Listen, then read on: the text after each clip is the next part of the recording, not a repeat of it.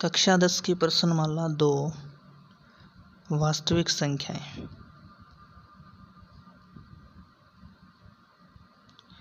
तो सबसे पहले इसके बेसिक के बारे में अपने जानकारी लेते हैं।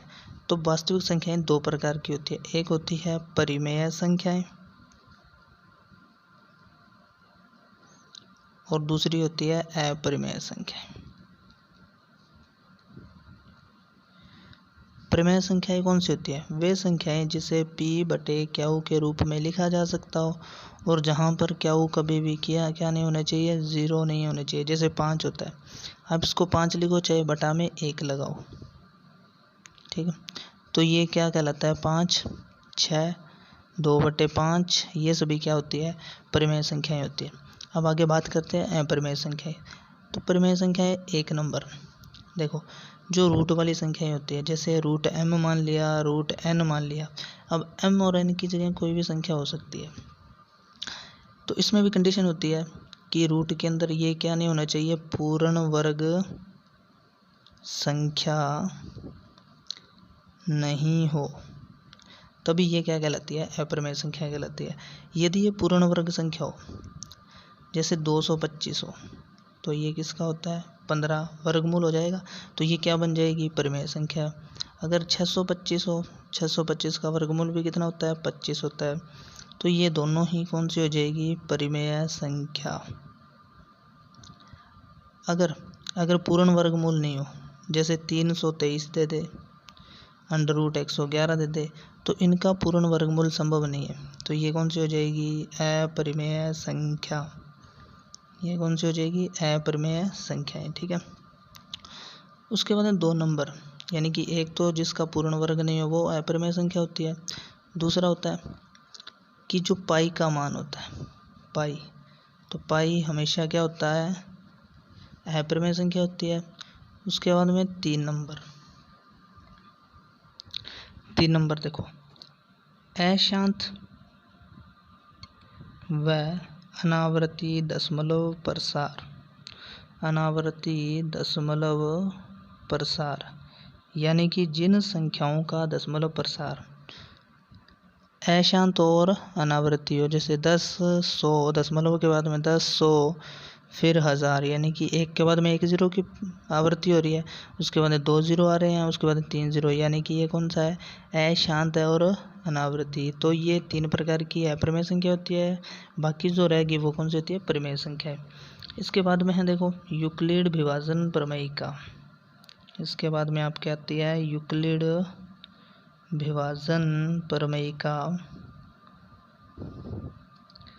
या इसको बोलते हैं शेषफल प्रमेय, ठीक है। जैसे आप बेसिक भाग करते हो, अगर आपके पास 36 है, अगर आपको इसमें भाग देना है 5 का, ठीक है, तो कितने बार जाएगा? 7 बार, 35 पे, और कितना शेष रह गया? 1। अब ये जो 36 है ये क्या कहलाता है? भाज्य कहलाता है।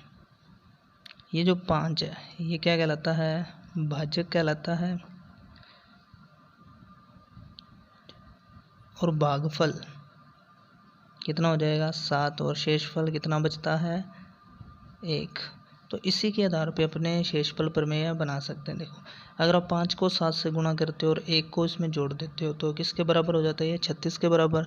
तो इससे क्या बन जाएगा? भाज्य बराबर भाजक गुणा में भागफल प्लस में शेषफल, ठीक है। देखो जैसे 36 है, 36 में आपने किसका भाग दिया? 5 का, कितने पे गया? 7 पे, और कितना बचा? 1। यानी कि इसको क्या लिख सकते हो? ए व बी कोई 2 अशून्य पूर्णांक, यानी कि जिनका मान शून्य नहीं हो, अशून्य पूर्णांक हो, तथा Q व R 2 अन्य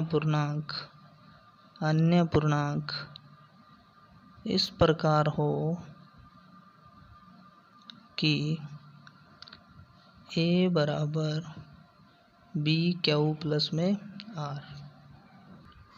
अब देखो आपके पास कोई भी पूर्णांक हो, जैसे आपके पास 57 है, आपको इसमें 11 का भाग देना है। कितने बार जाएगा? 5 बार। और कितना शेष आ गया? 2। यानी कि a बराबर बी क्यू प्लस में आर, यानी कि a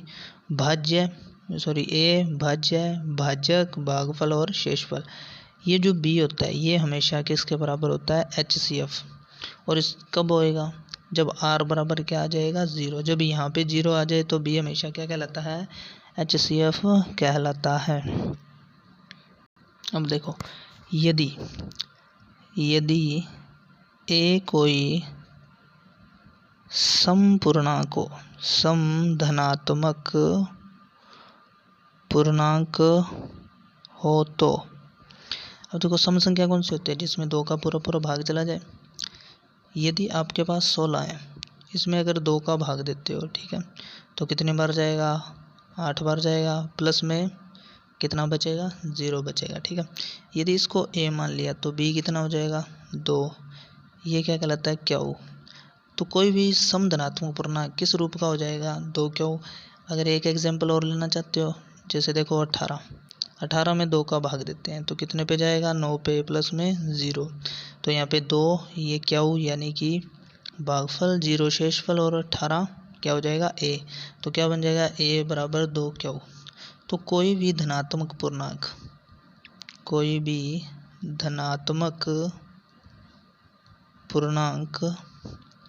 2 क्यू के रूप का होता है।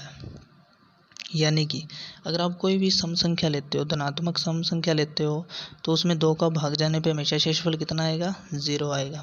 इसके बाद में यदि कोई पूर्णांक विषम हो तो उसको किस रूप में लिख सकते हैं? यानी कि कोई भी संख्या विषम संख्या ले लेते हैं, जैसे 17। अगर आप 17 में 2 का भाग देते हो तो कितने बार जाएगा? 8 पे, और प्लस में कितना बच जाएगा? a। यदि आप 19 लेते हो तो 2 का भाग जाएगा कितने पे? 2 में 18, और कितना बच जाएगा? a। अब देखो इधर वाला क्या होता है? a कोई धनात्मक पूर्णांक है, ये 2 भागफल क्यू और प्लस में 1। यानी कि कोई भी विषम धनात्मक पूर्णांक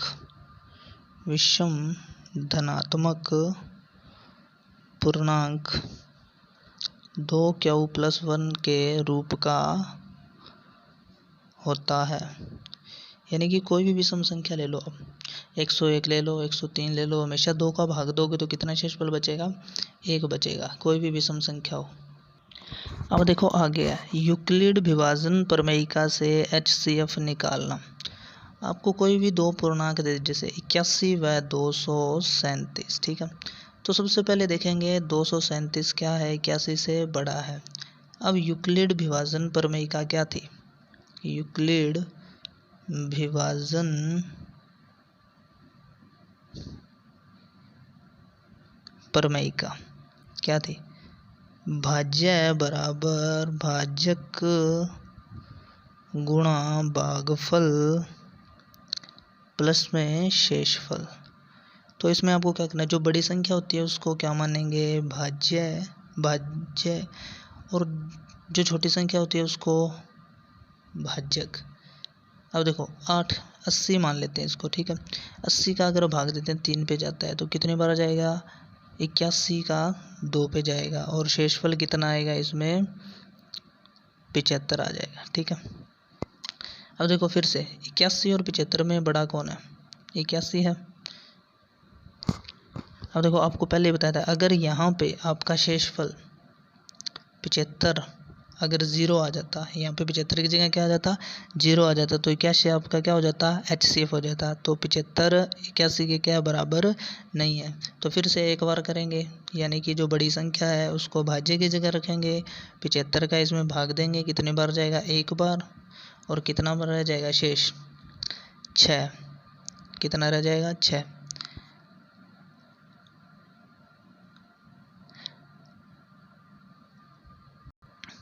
अब देखो फिर से 6 0 के बराबर नहीं है, तो फिर से क्या करेंगे? 75 बड़ा है तो 75 को यहाँ पे रखेंगे भाज्य की जगह, और भाज्य की जगह क्या रखेंगे? बराबर 6 का भाग देंगे, कितने बार जाएगा? 12 बार। 12 6 की 72, और कितना बच जाएगा? 3 शेष। अब 3 फिर से 0 के बराबर नहीं है, तो 6 बराबर 3 का भाग देंगे, 3 दूनी 6, पूरा पूरा जा रहा है 0। अब देखो शेषफल यहाँ पे कितना आ गया 0, तो इसका HCF कितना आ जाएगा, HCF बराबर कितना आ जाएगा 3 आ जाएगा। ठीक है, अब इसको एक तरीका और भी है इसको करने का।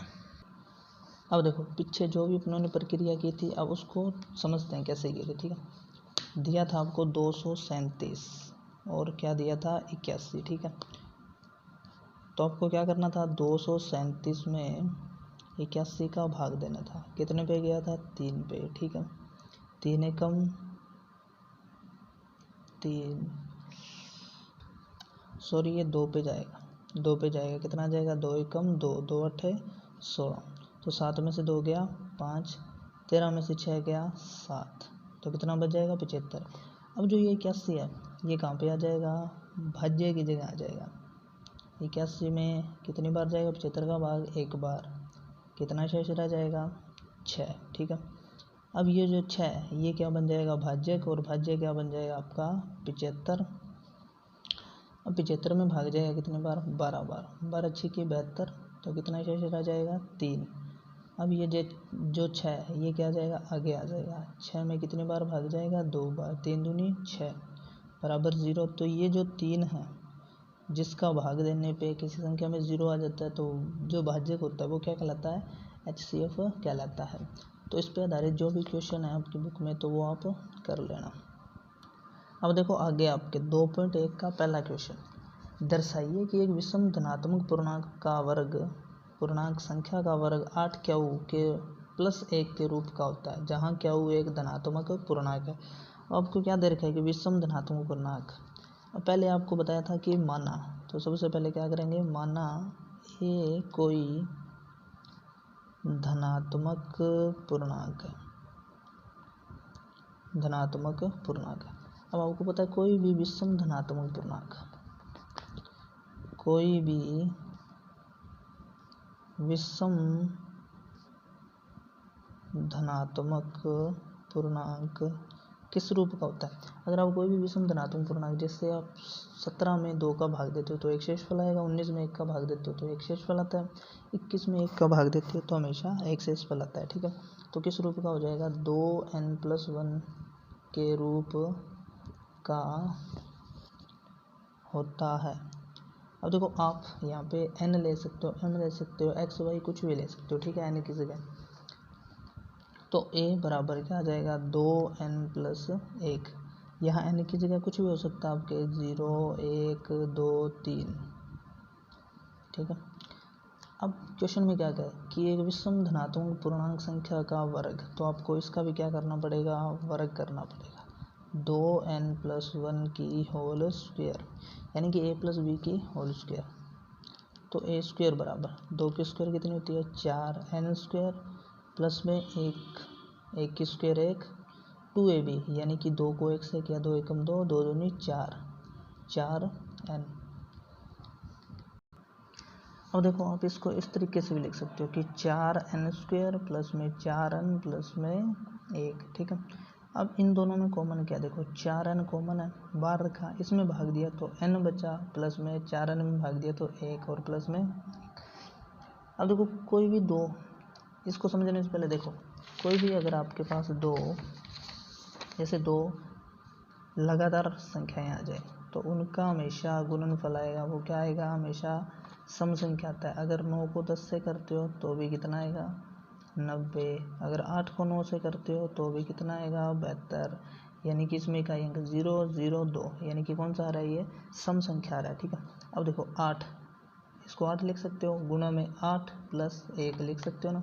तो 8 को अगर n मानना तो n गुणा n+1, जब भी इस प्रकार का आएगा तो हमेशा क्या आएगी, एक सम संख्या होगी। क्या होगी, हमेशा एक सम संख्या होगी। अब देखो क्वेश्चन में देखो n गुणा n+1 क्या होगी, एक सम संख्या होगी। अब आपको पता है कोई भी सम संख्या तो किस रूप की होती है वो, तो इसको क्या मान लेंगे, 2 क्यू के रूप की होती है। अब ये मान आपको किस में रखना है, इसके अंदर रखना है। तो a² बराबर 4 n गुणा n प्लस 1 और प्लस में 1, तो n गुणा n प्लस 1 बराबर क्या रख दोगे आप 2 क्यू, तो 4 गुणा 2 क्यू प्लस 1, तो कितना आ जाएगा ए स्क्वायर बराबर 4 दूनी 8 क्यू प्लस 1। तो इससे आप क्या लिख सकते हो, कोई भी विषम धनात्मक पूर्णांक का वर्ग 8 क्यू प्लस 1 के रूप का होता है। तो यहाँ तक सभी को समझ में आ चुका होगा। अब देखो आपका नेक्स्ट क्वेश्चन है कि किसी भी धनात्मक पूर्णांक संख्या का घन 9 क्यू या 9 क्यू प्लस 1 या 9 क्यू प्लस 8 के रूप का होता है। तो सबसे पहले माना वह धनात्मक पूर्णांक क्या होगा, ए है, ठीक है। तो किस रूप का होगा, वह किस रूप का होगा, देखो आपको पता है 9 किसके पढ़े में था 3, क्या वो आपको लेके आना, तो आप m ले सकते हो 3m, या देखो 9 क्यों, यहाँ पे आगे कुछ नहीं है तो इसका मतलब 0 होगा, तो 3m प्लस 0 लिखो या m सीधा ही लिखो, ठीक है। अब देखो घन है तो 1 का घनमूल कितना होता है, 1 ही होता है, तो 3m प्लस 1 या 3m, 8 का घनमूल कितना होता है 2 है, ठीक है। तो किस रूप का है 3m प्लस 1 या 3m प्लस 2 है, ठीक है। अब देखो पहले आपको क्या ए बराबर 3m रख लेते हैं, इसने क्या इनका घन, तो इनका क्या कर लेते हैं क्यूब कर लेते हैं, घन का मतलब क्यूब, तो 3 की क्यूब 3m की क्या करेंगे क्यूब, तो कितना आ जाएगा 3 की क्यूब 27m की क्यूब। अब आपको 9 लेके आना है, तो इसमें क्या करना है 9 को आपको बाहर रखना है और बाकी ब्रैकेट के अंदर, तो 9 का भाग देंगे तो कितने बार आ जाएगा 3 बार, तो 3m क्यूब, यानी कि m की जगह आपको क्यू लेके आना है, तो यहाँ पे क्या बन जाएगा 9 क्यू, 1 क्यूब बराबर क्या आ जाएगा 9 क्यू, जहाँ क्यू बराबर कितना माना है आपने 3m क्यूब माना है, ठीक है। पहला आपने सिद्ध कर दिया कि 9 क्यू के रूप का होता है। अब आगे है 1 नंबर था, ये आगे है 2 नंबर, ए बराबर कितना रखोगे आप 3m प्लस 1, तो पहले क्या करेंगे क्यूब करेंगे 3m प्लस 1 की होल क्यूब। अब देखो a प्लस बी की होल क्यूब का सूत्र होता है a cube b cube 3a square b 3ab square, ठीक है। तो इस तरीके से इसका होल स्क्वायर ओपन करेंगे, तो पहले 3 का कितना होता है 27m की क्यूब प्लस में 3a स्क्वायर b, यानी कि 1 की क्यूब 3, a कितना है यहाँ पे 3m, b कितना है 1, 3a कितना है यहाँ पे 3m, b की स्क्वायर यानी कि 2 की स्क्वायर, ठीक है। तो 27m की क्यूब प्लस 1, अब देखो प्लस 1 इसको क्या करेंगे अपने लास्ट में रखेंगे क्योंकि आपको प्लस 1 लेके आना है, प्लस 3 तिया 9, 9m 3 तिया 9m, प्लस में क्या आ जाएगा 1 आ जाएगा, ठीक है। अब देखो 9 और 9 कितने हो जाएंगे 18, सॉरी यहाँ पे थोड़ी गलती हो गई थी, यहाँ पे कितना आएगा 3 की स्क्वायर करनी थी, तो कितना आ जाएगा 9, 9 तिया कितना हो जाएगा यहाँ पे 27 हो जाएगा, ठीक है। तो कितना हो जाएगा 27m स्क्वायर हो जाएगा। तो अब देखो आपको क्या करना है, इसमें 9 को बाहर रखना है, ठीक है। तो a क्यूब बराबर, अगर आप यहाँ पे देखो 9 को बाहर रखते हो, ठीक है, तो 9 का भाग दिया, इसमें कितना आ जाएगा 3 बार जाएगा m की क्यूब, इसमें 3 बार जाएगा m स्क्वायर और प्लस में m और प्लस 1 रखना है, तो ये क्या आ जाएगा 9 क्यू प्लस में 1, जहाँ क्यू क्या लिया आपने 3m क्यूब 3m स्क्वायर और m, यानी कि ये जो पार्ट है इसको क्या मान लिया आपने क्यू मान लिया। अब 3 नंबर कंडीशन क्या माना था आपने a बराबर 3m प्लस 2, तो इसमें भी क्या लगाओगे होल क्यूब वाला फॉर्मूला लगेगा, ए क्यूब बराबर 3m+4 2 की होल क्यूब। इसको ओपन करेंगे तो पहले क्या आ जाएगा, 3m की whole cube 3a² b plus में 3a और b² प्लस में क्या आ जाएगा, b³ आ जाएगा। ठीक है, तो देखो 3 की स्क्वायर क्यूब कितनी होती है, 27 m की क्यूब। ठीक है, 3 की क्यूब 9 होती है 27, 27 दोनों कितना आ जाएगा, 54m² प्लस में 3 3 9 9 2 की स्क्वायर 4 36m और 2 की क्यूब कितनी होती है, 8। अब इसमें भी आपको क्या करना है कि ये जो 27m 54 36 तीनों में 9 का भाग जाता है, तो आपको बाहर क्या रखना है, 9 का भाग दिया तो 3m³ 9 छके 54m², 9 चौके 36m प्लस में क्या बच गया, 8। यानी कि तो ये क्या बन जाएगा, 9 प्लस में 8। तो a बराबर 9 प्लस में 8, और जहाँ क्यू बराबर 3m³ 6m² प्लस में 4। तो अतः हम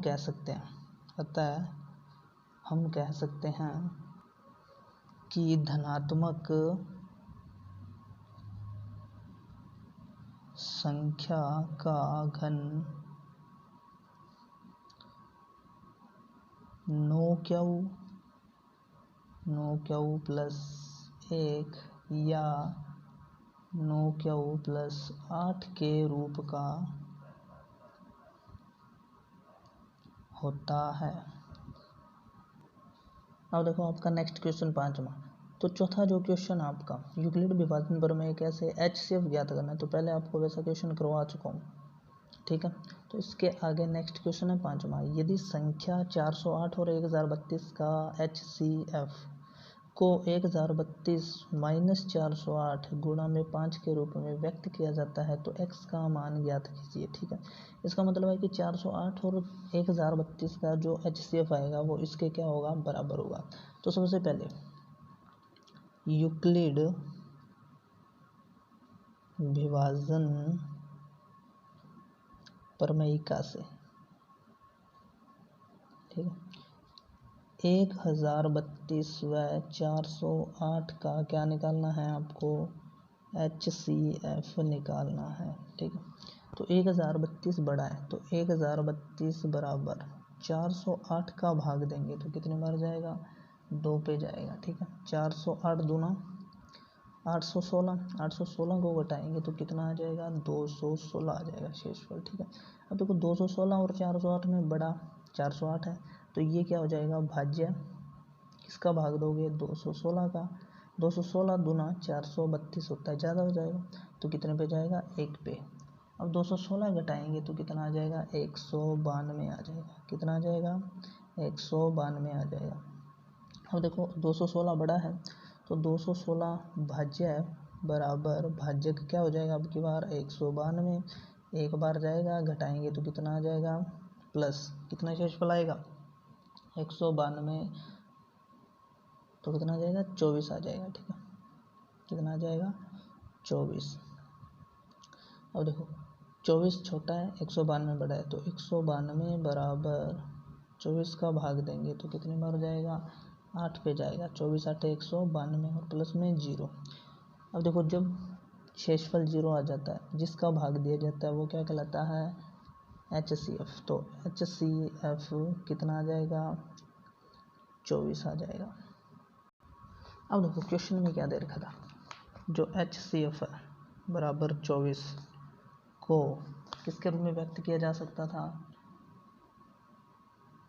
1032 x माइनस 408 गुणा 5 के रूप में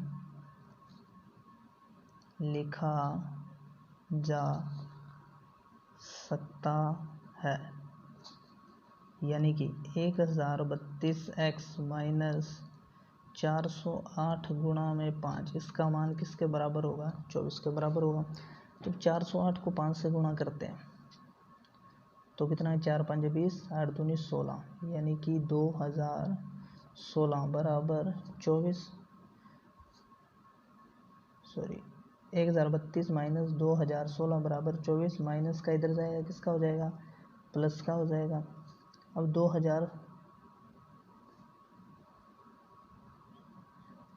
4 5 20 यानी कि 8 5 40, तो कितना आ जाएगा 2040। 2040 आगे जाएगा तो 24 प्लस 2040 कितना आ जाएगा 2064।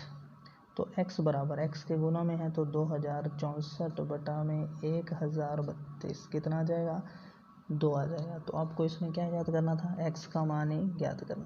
तो यहाँ तक आपकी 2.1 कंप्लीट हो चुकी है, ठीक है। अब देखो 2.2 करने से पहले थोड़ा सा बेसिक समझ लेते हैं, ठीक है। तो इसमें एक आएगी आपके भाज्य और अभाज्य संख्या, ठीक है। तो पहली है अभाज्य संख्याएं। तो इसके दो परिभाषाएं हैं। तो पहले देखो अभाज्य संख्या कौन सी होती है, जैसे आपके पास 3 है, ठीक है। तो 3 के गुणनखंड क्या कर सकते हो, 3 गुणा 1, यानी कि ऐसी संख्याएं जिनका एक गुणनखंड तो संख्या 1 हो और दूसरा वो खुद या स्वयं हो, तो वो कौन सी होती है, अभाज्य संख्या होती है। उसके बाद में अगर आप करते हो 5 का, तो इसको भी क्या लिख सकते हो आप 5 गुणा 1। उसके बाद में 17, तो 17 को भी क्या लिख सकते हो आप 17 गुणा 1।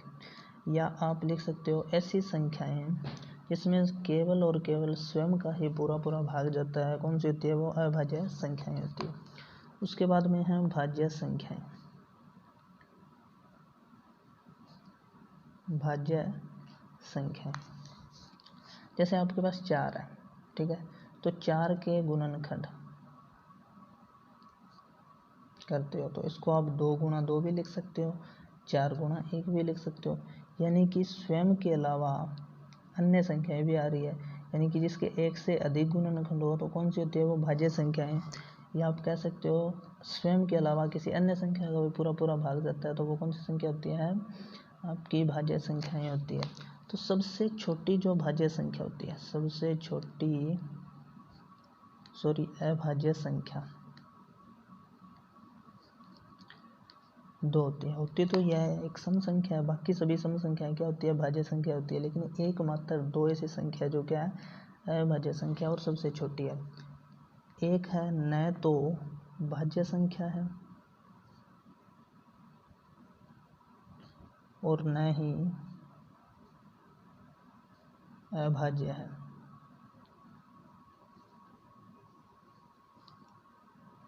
अब आगे देखो, 2 संख्याओं के में स व ल स में संबंध है।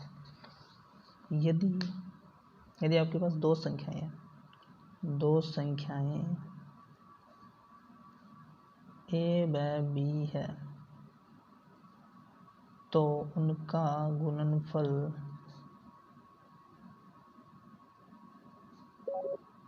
उनके HCF और HCF व LCM के गुणनफल के बराबर होता है।